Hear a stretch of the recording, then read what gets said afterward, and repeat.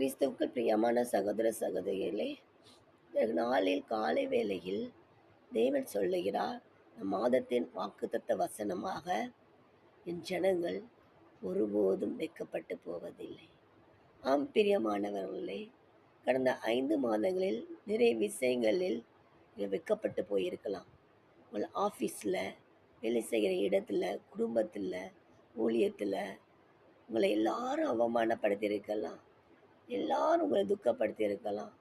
எல்லாரும் உங்களை வேதனைப்படுத்தி இருக்கலாம். ஆனால் ஆண்டவர் இந்த மாதத்தில் சொல்லுகிறார், என் ஜனங்கள் ஒருபோதும் வெட்கப்பட்டு போவதில்லை.